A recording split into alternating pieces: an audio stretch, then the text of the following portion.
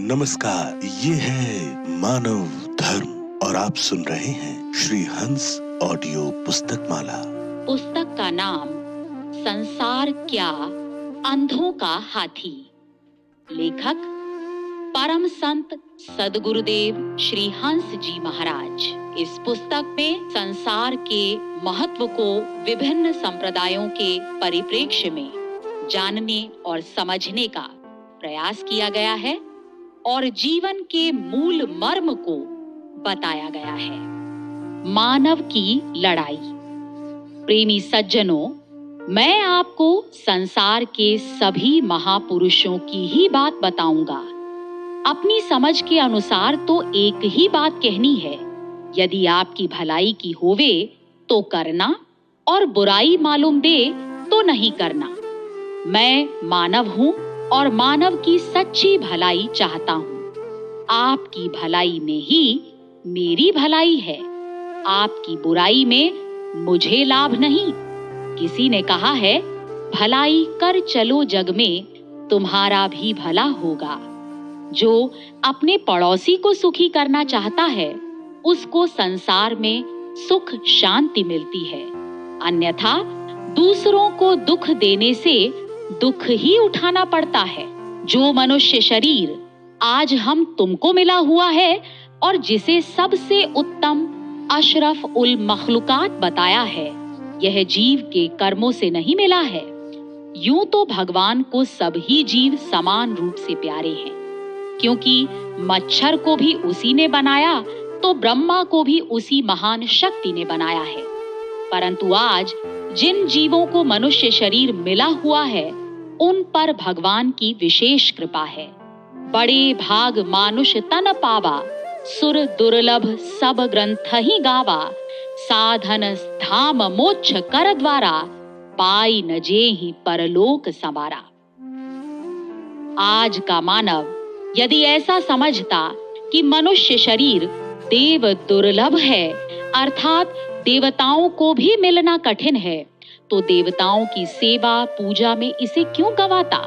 परंतु वह यह नहीं समझता है कि आखिर मनुष्य तन देव दुर्लभ क्यों है, क्योंकि हलवा खीर आदि मनुष्य ही बना सकता है और किसी पशु पक्षी तथा देवी देवता की यह ताकत नहीं जो हलवा बना सके।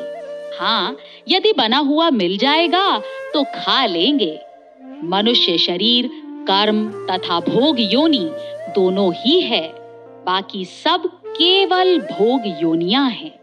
मनुष्य तन ही साधन का धाम और मोक्ष का दरवाजा है। मनुष्य तन पाने वाले सभी जीव मोक्ष के दरवाजे पर आए हुए हैं। अब जो मुक्ति के दरवाजे से लौटकर फिर 84 में जाएगा, उसे कौन बुद्धिमान कहेगा। सूरदास जी कहते हैं, मौसम कौन कुटिल खल कामी, जिन सुंदर तन दियो ताहि बिसरायो। ऐसो नमक हरामी, भर भर उदर विषय को धावें, जैसे सूकर ग्रामी। हरिजन छाड़ी हरि विमुखन की, निश दिन करत गुलामी। पापी कौन बड़ो है मोते, सब पतितन में नामी। सूर पतित को ठौर कहाँ है, सुनिए श्रीपति स्वामी। छोटे मोटे बाबू, सेठ, मिनिस्टर, राजा महाराजा और इन सब अमेरिका, रूस, चीन आदि टुकड़ों के राष्ट्रपतियों की तो कौन कहे। यदि संसार का चक्रवर्ती राजा भी हो जाए, तब भी जीवन में क्या मिलेगा। अरब खरब लौ संपदा, उदय अस्त लौ राज। तुलसी जो निज मरण है, आवे कौने काज। अच्छे अच्छे कपड़े पहने, अच्छा भोजन किया, टाई लगाई, टोपी और हैट पहना, अच्छे बंगले में रहा, जहाजों में चक्कर लगाकर रोटी, कपड़ा और मकानों के लिए व्याख्यान देता फिरा, और यदि ऐसा करता हुआ 1 लाख वर्ष भी जीता रहा, तो भी सारी आयु में मैला ही तो बनाया। गांव में एक चक्की होती है, उसमें ऊपर के छेद में गेहूं डालते हैं और घुमाने से आटा पिसकर आता है, इसीलिए उसे आटे की चक्की कहते हैं। शहरों में बहुत मिकदार में आटा, मैदा, सूजी बनाने के बड़े बड़े मिल होते हैं। गरीब नमक और बाजरे की रोटी खाकर मैला बनाता है, उसे आटे की चक्की समझो। और बड़े बड़े आदमी बहुत मिकदार में खीर, पूरी, हलवा, रबड़ी, मलाई, केला, संतरा आदि मुंह रूपी छेद में सवेरे डालते हैं और शाम को फिर मैला बना देते हैं। फिर शाम को इसी प्रकार नाना प्रकार की चीजें खाते हैं और रात भर अच्छे अच्छे पलंगों पर इधर उधर लेटकर सवेरे मैला बना देते हैं। इन बड़े बड़ों को मैले का मिल समझ लो। यदि ये मैला बनाने के सिवा और कुछ करते हो तो तुम ही बताओ।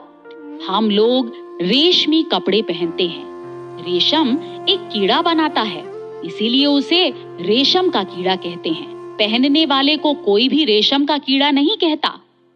जैसे रेशम बनाने वाले कीड़े को रेशम का कीड़ा कहते हैं, इसी प्रकार मैला बनाने वाले को मैले का कीड़ा कहना चाहिए। मैले में रहने वाला मैले का कीड़ा नहीं, बल्कि मैला बनाने वाला ही मैले का कीड़ा है।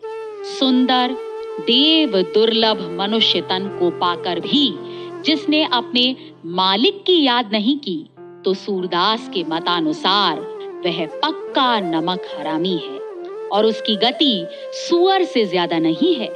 जैसे सुअर सवेरे गांव के चारों ओर मैला भक्षण करने के लिए चक्कर लगाता है, उसी प्रकार चाहे कोई 7 विलायतों का चक्कर लगाता रहे, पर दौड़ धूप पेट के लिए ही है।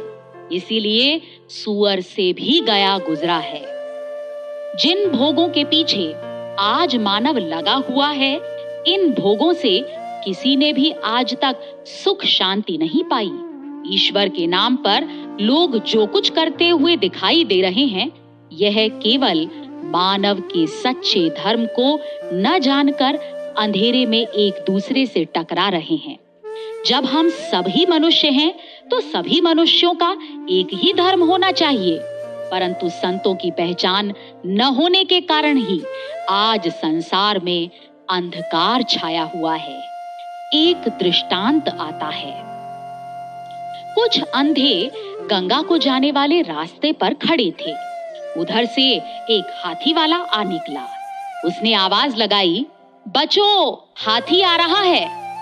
अंधे कहने लगे, भैया हाथी वाले, हाथी खड़ा कर लो, हम हाथी देखना चाहते हैं। हाथी वाले ने हाथी खड़ा कर लिया। एक अंधे ने सूंड, एक ने कान, एक ने पेट और एक ने हाथी का पैर टटोला। हाथी वाले ने कहा, देख लिया हाथी? अंधों ने कहा, जी खूब अच्छी तरह देख लिया, आपकी बड़ी मेहरबानी हुई। हाथी वाला चला गया। अंधे आपस में कहने लगे, देखा भाई हाथी? उनमें से सूंड टटोलने वाला अंधा कहने लगा, हाँ जी हाँ, हाथी तो ऐसा था जैसे मोटा रस्सा। कान टटोलने वाले अंधे ने कहा, क्यों झूठ बोलते हो? अरे हाथी तो ऐसा था जैसे छाछ हो। जिसने पेट टटोला था वह अंधा कहने लगा, अरे तुम दोनों झूठ कह रहे हो, हाथी तो छत या दीवार जैसा था। इस पर पैर टटोलने वाले अंधे ने कहा, तुम लोगों की बाहर की आंखें तो बंद हैं ही, परंतु मालूम पड़ता है तुम्हारी अंदर की भी आंखें बंद हैं। अरे भाई, हाथी तो मकान के खंबे जैसा था। चारों अंधे एक दूसरे को इस प्रकार झूठा समझकर लड़ने लगे। ज्यों अंधरों का हाथिया, सब काहू का ज्ञान, अपनी अपनी कहत हैं, काको धरिए ध्यान। अंधरन को हाथी सही, हैं सांचे सगरे, हाथन की टोही कहें, आंखन के अंधरे।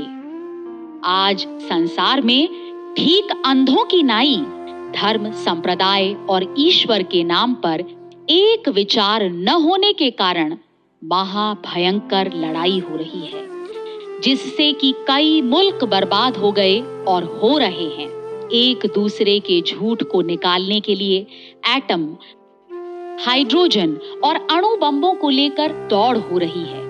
लड़ाई तो इनमें हो रही है, परंतु बीच में लाखों बेगुनाह मारे गए और मारे जा रहे हैं।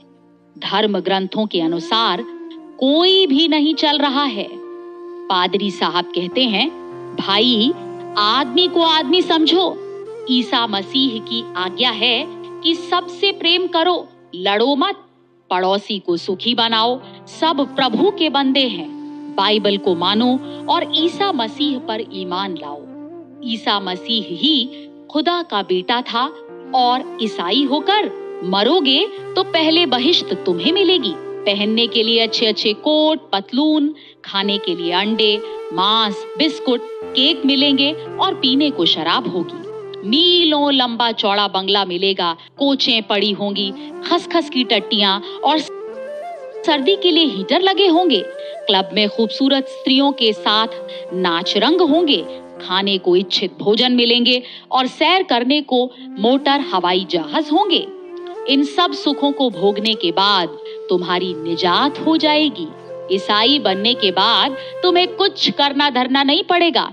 6 दिन तक खूब पाप करो और 7वें दिन गिरजाघर में प्रार्थना कराओ, फिर तुम्हारा कोई भी पाप नहीं रहेगा।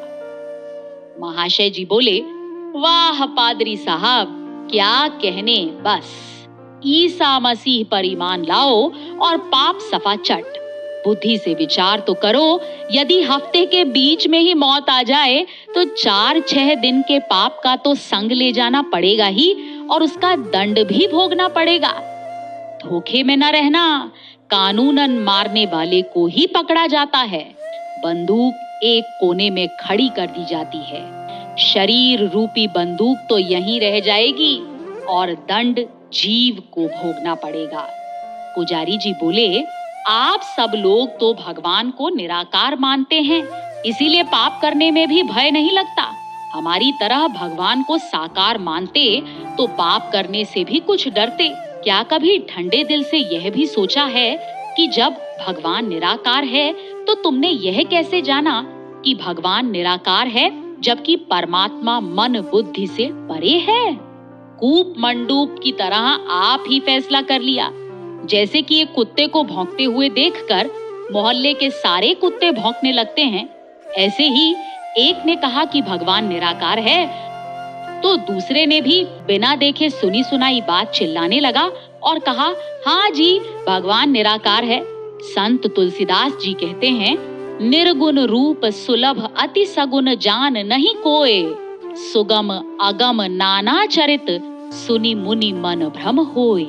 निराकार भगवान मानने में सहज है, क्योंकि खाता पीता चलता फिरता बोलता नहीं, परंतु सगुण भगवान में प्रीति होनी कठिन है, क्योंकि साकार भगवान के चरित्रों को देखकर मुनियों के भी मन में भ्रम हो जाता है। इसीलिए भगवान राम, कृष्ण, शिव, विष्णु आदि किसी भी देवता की मूर्ति बनाकर या खरीदकर सेवा पूजा करो और गुरु के द्वारा जो भी नाम मिले उसे जपो। गंगा पवित्र है, उसमें नहाने से कई जन्मों के पाप धुल जाते हैं। सत्यनारायण की कथा सुनो, प्रसाद खाओ। सोम, मंगल, बुध, बृहस्पति, शुक्र, शनि और रवि चाहे जिस दिन का व्रत करो, सभी दिन भगवान के बनाए हुए हैं। जैसे सब नदियां जाकर सागर में समा जाती हैं, ऐसे ही सनातन धर्म के अनुसार चाहे जिस रास्ते से चलो, सभी रास्तों से भगवान को मिल जाओगे।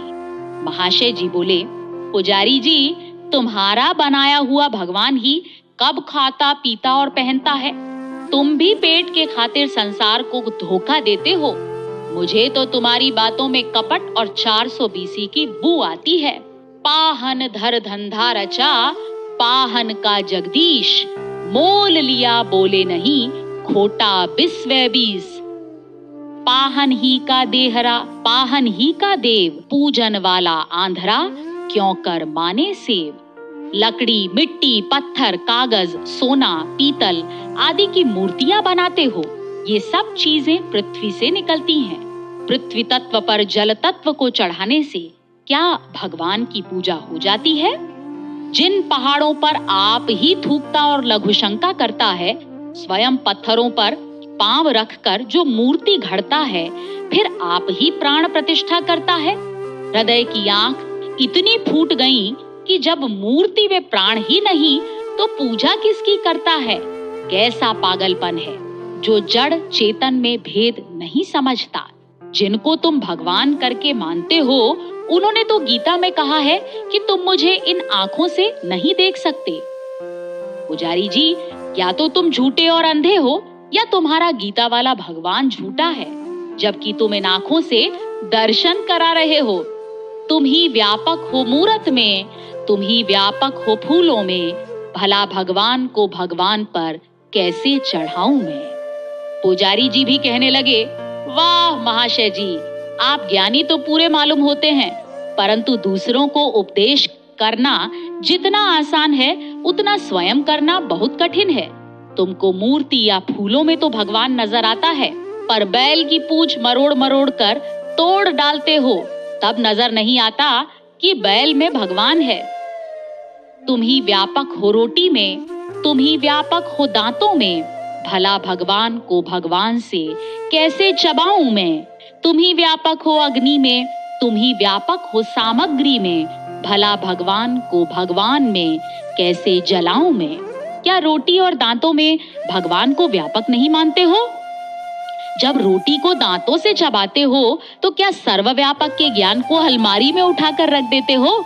हम पानी पत्थर पूजते हैं, तुम भी अब अग्नि तत्व में पृथ्वी तत्व अर्थात घी, जौ, तिल आदि आदमियों के खाने की चीजों को स्वाहा ही तो कर रहे हो।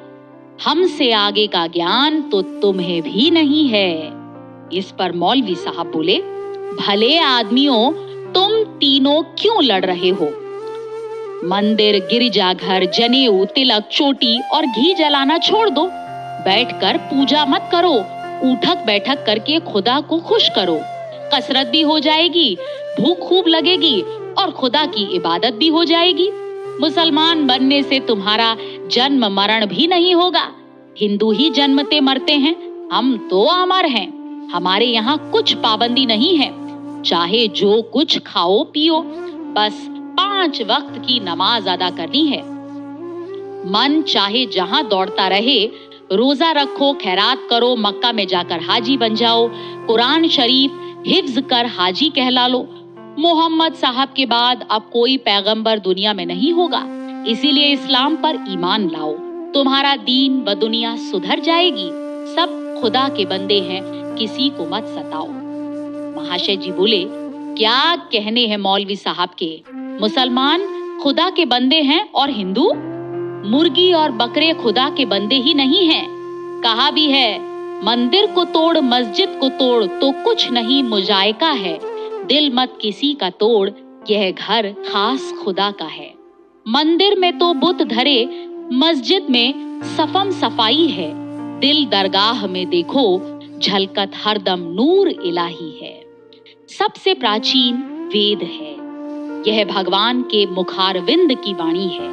गायत्री मंत्र से बढ़कर कोई मंत्र नहीं है, क्योंकि इसमें भर्गो यानी ज्योति को देखने और ध्यान करने के लिए वेद भगवान ने आज्ञा दी है।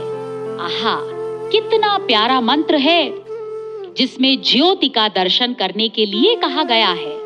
ओम नाम सबसे बड़ा नाम है, बाकी नाम तो इसके बेटे पोते हैं, इसीलिए बाकी नाम सब झूठे हैं। ओम नाम ही जपा करो। इधर अंधे लड़ ही रहे थे कि हाथी वाला हाथी को पानी पिलाकर वापस लौट आया। उसने देखा कि उन सब अंधों के सिर फूटे हुए हैं और शरीर से खून की धारा बह रही है। उसने दूर से चिल्लाकर कहा, अरे ओ अंधों, तुम आपस में क्यों लड़ रहे हो? अंधों ने हाथी के मालिक की आवाज पहचान कर दोनों हाथों को उठाकर चीख लगाई, दुहाई है, तुम ठीक समय पर आ गए, नहीं तो प्राण निकलने ही वाले थे। बचाओ, हम बहुत दुख पा रहे हैं। फैसला करो कि हम में सच्चा कौन है और यह बताओ कि ठीक हाथी कैसा है। हाथी वाले ने कहा, पहले लड़ना बंद करो और मेरी बात ध्यान पूर्वक सुनो। मेरे पास एक ममीरा है। तुम सब आंखों में एक एक सलाई डलवाओ, जिससे तुम सबकी आंखें खुल जाएंगी और तुमको ठीक ठीक हाथी नजर आ जाएगा। अंधों ने हाथी वाले की बात मानकर एक एक सलाई ममीरे की डलवाई। सबकी आंखें खुल गईं तथा सभी ने ठीक हाथी को देखा और अपनी भूल पर पछताने लगे। हाय, हम हाथी के एक एक अंग पर लड़ रहे थे। धर्म और परमात्मा के नाम पर संसार की लड़ाई को देखकर मुझे आश्चर्य और खेद होता है कि जब संसार को बनाने वाला हम सब का मालिक एक है तो आपस में लड़ाई क्यों? परमात्मा को सब जगह हाजिर नाजिर मानते हैं। भगवान चूड़ा चमार, भंगी, मुसलमान, ईसाई, ब्राह्मण, वैश्य सब में एक जैसा ही व्यापक है। आज करपात्री जी जैसे महात्मा नीचों को मंदिर में जाने से रोकते हैं। जब मंदिर के भगवान में इतनी ताकत नहीं जो नीच को पवित्र कर सके, तो भगवान को पतित पावन क्यों कहा है? अंधे हैं, बहरे हैं, अंदर की आंख बंद है, इसलिए नहीं सूझता। आदम को खुदा मत कहो, आदम खुदा नहीं, लेकिन खुदा के नूर से आदम जुदा नहीं। घट में है सूझे नहीं, लानत ऐसी जिंद, तुलसी या संसार को भयो मोतिया बिंद। कस्तूरी कुंडल बसे, मृग ढूंढे बन माही, ऐसे घट घट ब्रह्म है, दुनिया जाने नाही। परमात्मा सबके दिलों में मौजूद है, परंतु उसका ज्ञान न होने के कारण ही संसार अंधा बनकर लड़ रहा है। जब तक सारे संसार के लोगों की आंखों में सद्गुरु की ज्ञान अंजन रूपी सलाई नहीं गिरेगी, तब तक ईश्वर या धर्म को नहीं जान सकते। ज्ञान अंजन सतगुरु दिया, अज्ञान अंधेर विनाश, हरि कृपा से संत भेटियां, नानक मन प्रकाश। बंदौ गुरु पद कंज, कृपा सिंधु नर रूप हरि, महामोह तम पुंज, जासु वचन रवि कर निकर। गु नाम अंधकार, रू नाम प्रकाश, जो अज्ञान रूपी अंधेरे को मिटाकर हमारे अंदर प्रकाश दिखा देवे, उसी को वेद शास्त्रों और संतों ने गुरु कहा है। गुरु नर रूप में साक्षात नारायण हैं, जिनके वचन से मोह रूपी अंधेरा ऐसे नाश हो जाता है जैसे सूर्य की किरणों से रात्रि का अंधकार। यस्य देवे परा भक्तिर यथा, देवे तथा गुरौ, यस्येते कथिता ह्रयार्था प्रकाशन्ते महात्मनः। जिसकी भगवान में परम भक्ति है और जैसी भक्ति देव में है वैसी गुरु में हो, उसी को परमात्मा का ज्ञान होता है एवं उसी को कहे हुए अर्थ रहस्य अर्थात प्रकाशित होते हैं तथा उसी को दिया हुआ उपदेश सफल होता है। गगन मंडल के बीच में तहां झलके नूर, निगुरा महल न पाइया, पहुंचेगा गुरुपुर। बलिहारी गुरु आपने, त्योहाड़ी सत बार, जिन मानुष से देवता कियो, करत न लागी बार। जे सौ चंदा उग वहीं, सूरज चढ़ही हजार, एते चानड़ हो दिया, गुरु बिन घोर अंधार। दिवि सूर्य सहस्त्रस्य, भवेद उद्य गुत्थिता, यदिधा सदृशा, सा स्याद भास्तस्य महात्मनः। आकाश में हजारों सूर्यों के एक साथ निकलने से जो प्रकाश होवे, वह प्रकाश भी उस विश्वरूप परमात्मा के प्रकाश की बराबरी नहीं कर सकता जो प्रकाश महात्मा कृष्ण ने अर्जुन को दिखाया। राम भक्ति चिंतामणि सुंदर, बसई गरुड़ जाके उर अंतर। परम प्रकाश रूप दिन राती, नहीं कछु चाहिए दिया घृत बाती। घट घट दीप जले, लखे नहीं अंध है, लखत लखत लख परे, कटे यम फंद है। सूर्य चंद्र तहां प्रकाशित नाही, नहीं नभ मंडल तारा, उदय न अस्त दिवस नहीं रजनी, बिन ज्योति उजियारा। जिसको प्रकाश दिखाने वाला गुरु नहीं मिला, वह निगुरा है। सूरज, चांद और अग्नि की रोशनी को तो कुत्ता, गधा, सुअर तथा सभी पशु पक्षी देखते हैं, पर परम प्रकाश तो मनुष्य ही देख सकता है।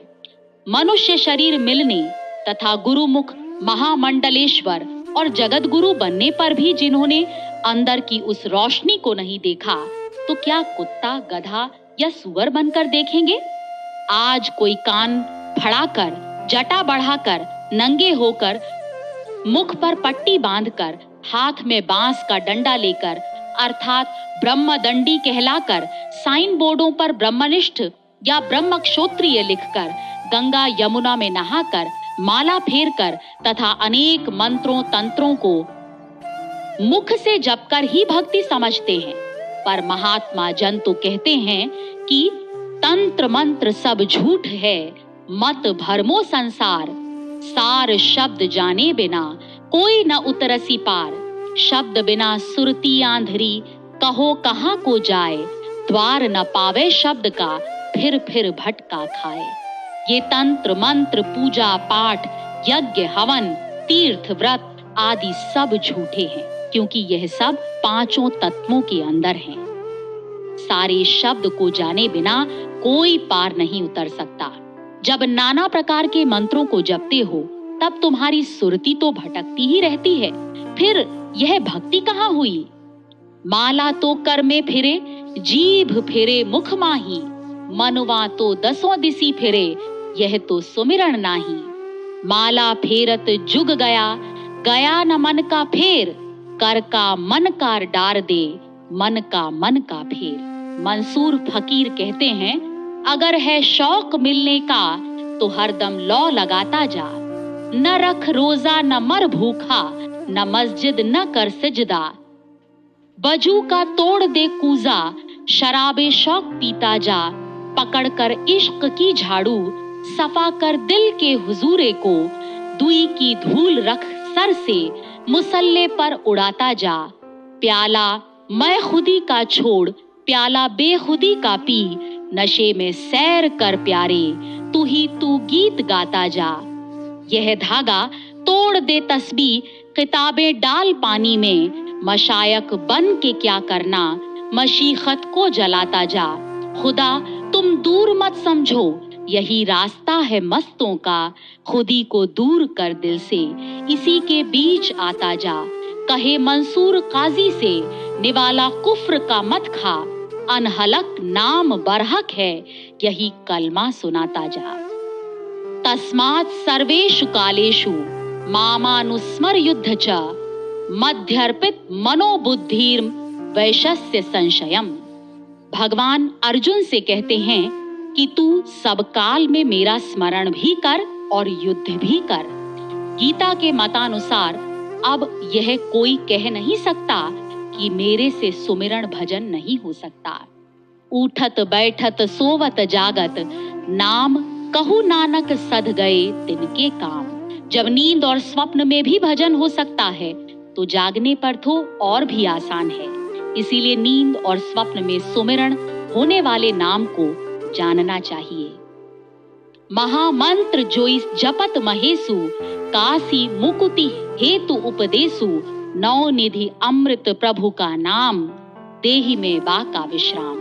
जब पेट भरने की विद्या को प्राप्त करने के लिए 20 मास्टरों से पढ़ना पड़ता है, तब आध्यात्मिक ज्ञान को प्राप्त करने के लिए गुरु धारण करना तो बहुत जरूरी है। गुरु बिन भव निधि तरय न कोई, जौ बिरंची शंकर सम हुई।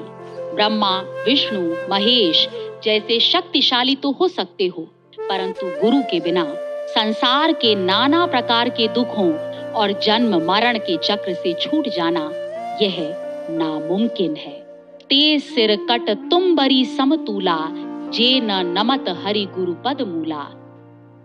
पेट के लिए मनुष्य नीच से नीच की सेवा करता है, परंतु जिसका सिर नर रूप हरि अर्थात पापों के हरण करने वाले श्री सद्गुरुदेव के चरणों में नहीं झुकता, उसका सिर कड़वी तुम्बी के समान है। सद्गुरुदेव की संगत पाकर मनुष्य की कौवे से कोयल और बगुले से हंस की वृत्ति हो जाती है। तत्पश्चात जीव परम गति या मोक्ष की प्राप्ति करता है।